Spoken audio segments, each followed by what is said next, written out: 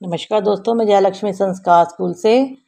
तो आज 4 जून को हम बात करेंगे जो आपकी महत्वपूर्ण जानकारियाँ हैं, महत्वपूर्ण न्यूज़ उनके बारे में। तो पहला है कि एनपीएस वाले कर्मचारियों को यूपीएस का मिलेगा अतिरिक्त लाभ।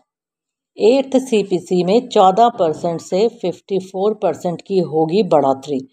मिनिमम फिटमेंट फैक्टर होगा 1.92। इस पर बड़ी खबर है। अग्निवीरों के लिए 5 नहीं 20% कोटा, कैबिनेट की मोहर लग चुकी है। इस पर भी हम आज बात करेंगे। और आर्मी वर्सेस पुलिस का एक और मामला सामने आया है। एसएचओ ने एनकाउंटर की दी धमकी। AWHO के नाम पर धांधली, फर्जी कर्नल हुआ गिरफ्तार हुआ। इस पे बात करेंगे। और CEA क्लेम पर एक्स सर्विसमैन कब कर सकेंगे अप्लाई, इस पर बात करेंगे हम। DGR जॉब फेयर में नई भर्ती शुरू हो चुकी है। इस पर भी हम बात करेंगे।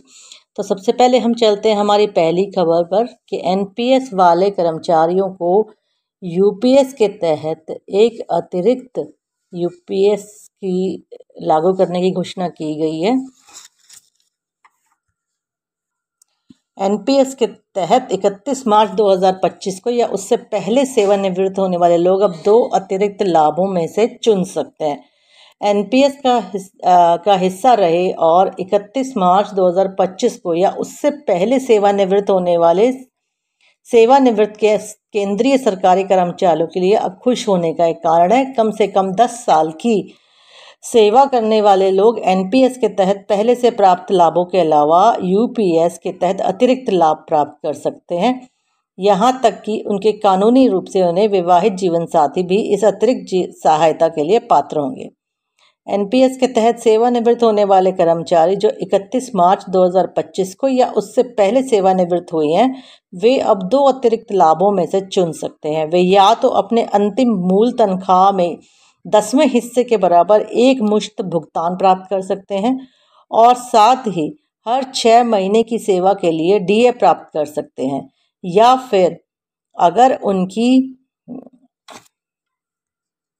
तो उसे एक मुश्त प्राप्त कर सकते हैं और साथ ही हर 6 महीने की सेवा के लिए डीए भी प्राप्त कर सकते हैं, या फिर अगर उनकी एनपीएस पेंशन यूपीएस के तहत मिलने वाली महंगाई राहत से कम है तो वे मासिक टॉपअप प्राप्त कर सकते हैं। इन लाभों का दावा करने की अंतिम तिथि 30 जून है और पेंशन एवं विनियामक अथवा विकास प्राधिकरण ने एनपीएस विनियम 2025 के तहत एकीकृत पेंशन योजना को जो है आधिकारिक रूप से शुरू किया है। तो ये 1 अप्रैल 2025 से प्रभावी होगी।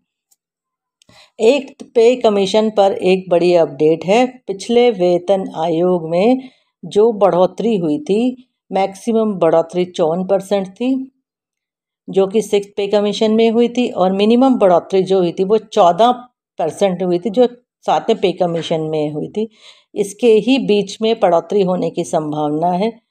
जब से मोदी सरकार ने 8वें वेतन आयोग की घोषणा की है, तब से फिटमेंट फैक्टर को लेकर कई तरह की चर्चाएं सामने आ रही हैं। दरअसल फिटमेंट फैक्टर वह गुणक है जिसके जरिए मूल वेतन आयोग नए मूल वेतन की गणना करता है।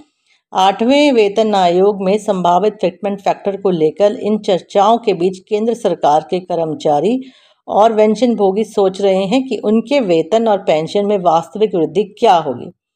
वित्त मंत्रालय के सर्कुलर में कहा गया था कि इनमें से ज़्यादातर पद विभिन्न सरकारी विभागों के प्रतिनियुक्ति के आधार पर अधिकारियों द्वारा भरे जाएंगे।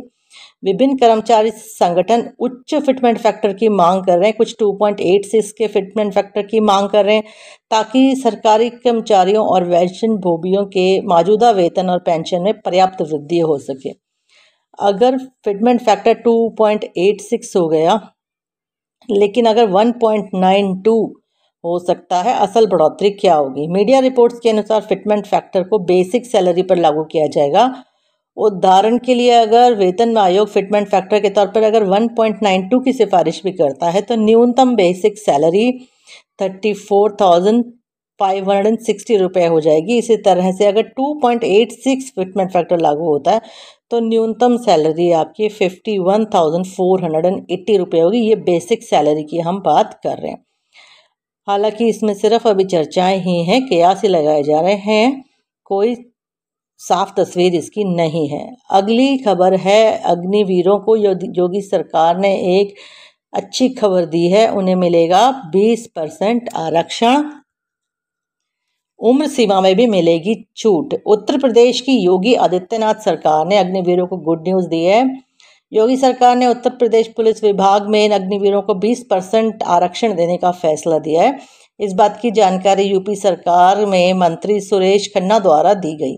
सुरेश खन्ना ने बताया कि उत्तर प्रदेश सरकार पुलिस विभाग में अग्निवीरों को 20% आरक्षण देगी।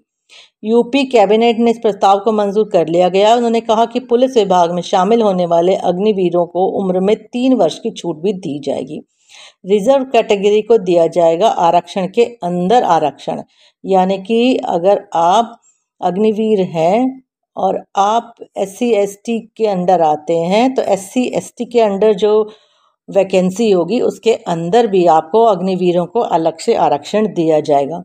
यूपी सरकार के पुलिस बल में कांस्टेबल, घुड़सवार पुलिस और फायरमैन सहित कई पदों पर सीधी भर्ती में अग्निवीरों के लिए 20% देने के फैसले पर मीडिया से बातचीत में सुरेश खन्ना ने कहा कि अग्निपथ स्कीम के तहत 4 साल की सर्विस पूरी करने वाले पूर्व अग्निवीरों को इस आरक्षण का फायदा दिया जाएगा। तो ये बहुत ही अच्छी खबर है। एक बड़ी अपडेट आ रही है, गांव बिकाऊ है, पोस्टर लगाने वाले पूर्व सैनिक के बेटे को SHO ने दी एनकाउंटर की धमकी। जाने क्या है मामला। बठिंडा में गांव बिकाऊ है का पोस्टर लगाने का एक मामला गंभीर होता जा रहा है। हैरान करने वाले में अब पीड़ित परिवार की सहायता करने की बजाय SHO ने भाई बख्तौर में पोस्टर लगाने वाले युवक को एनकाउंटर करने की धमकी दी है। वह युवक लखबीर सिंह उस पूर्व सैनिक रणवीर सिंह का बेटा है जिसकी दोनों टांगे नशा तस्करों ने तोड़ डाली हैं। धमकी के बाद युवक ने एक और वीडियो बनाकर वायरल कर दिया। SSP ने SHO को लाइन हाजिर कर दिया। उधर DGP ने पटियाला में बताया कि मामले में SSP को निर्देश दिए हैं कि वह तुरंत इस मामले की जांच के बाद FIR दर्ज करें। तो यह नशा तस्कर हैं, वह बहुत ज़्यादा चल रहे थे, इसीलिए यह पोस्टर उस लड़के ने लगा दिया था। इस मामले में दोनों पक्षों की बात की बारीकी से जांच की जा रही है ताकि मामले की पूरी असलियत का पता चल सके। यह पूरा मामला उनके नोटिस में है, इस पर पहले से ही जांच की जा रही है। तो यह मामला एक सामने आया है। अगला मामला जो है वह पंजाब में वृद्धाश्रम में फर्जी आर्म कर्नल बनकर एक ठगी करने वाले को गिरफ्तार किया गया है।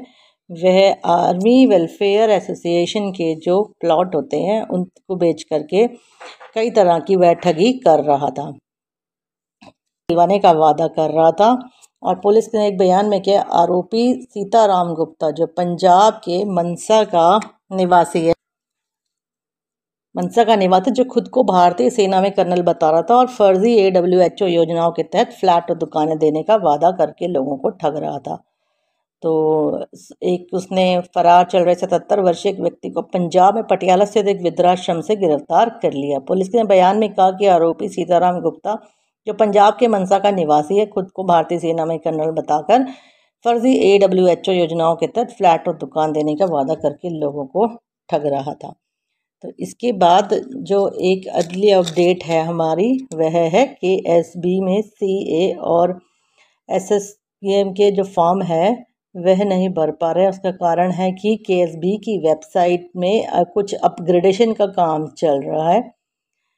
तो यह 3 अप्रैल 2025 को लेटर जारी किया था कि KSB की वेबसाइट जो है वह अपडेट हो रही है और इसके लिए 2 से 3 महीने का समय लग सकता है। तो ये लेटर में आपको दिख रहा है, ये कहा जा रहा है इसके अंदर that KSB website has been non functional due to various technical issues बताए गए हैं के कारण, और इसको 2-3 महीने लग सकते हैं, यानी कि जुलाई तक हम उम्मीद कर सकते हैं कि यह वेबसाइट काम करना चालू करेगी। तो इसकी non accessibility of web portal के कारण following processes shall be blocked, जो कि रजिस्ट्रेशन ऑफ ESM, उनके dependents, filling of online applications, ID cards, grievances of ESM, processing of applications by ZSB and RSB and KCB, ये इस तरीके की चीज़ें अब आप यहाँ पर इस वेब पोर्टल पर नहीं कर पा रहे हैं। तो हो सकता है कि जुलाई महीने तक यह शायद शुरू होने की उम्मीद है। जॉब से भर्ती के लिए एक नई अपडेट हम आपको बताते हैं। DGR की तरफ से जॉब फेयर आयोजित किया जा रहा है। ये 20 जून 2025 को आयोजित किया जा रहा है। इसमें जो जॉब फेयर होगा केवल ऑफिसर्स के लिए आयोजित किया जा रहा है और ये जो है ये मानेसर दिल्ली में हो रहा है। और इसके लिए आप रजिस्ट्रेशन फॉर्म जो है आप यहाँ देख पा रहे हैं, इससे आप रजिस्ट्रेशन कर सकते हैं। हालांकि अभी JC और OR का रजिस्ट्रेशन अभी नहीं हो रहा है, तो JC और OR अभी इसमें अप्लाई नहीं कर सकते, फॉर्म नहीं भर सकते। केवल ऑफिसर के लिए ही यह रजिस्ट्रेशन खुला है। तो कोई बात नहीं, आप इसमें जो भी ऑफिसर रैंक के हुए कर सकते हैं और मे भी JC और OR के लिए बाद में कभी खुल भी सकता है। तो ये थी आज की जानकारी। अगर वीडियो अच्छी लगी हो तो please like, share and subscribe, ताकि ऐसी जानकारी हम आपको और दे सकें। धन्यवाद दोस्तों।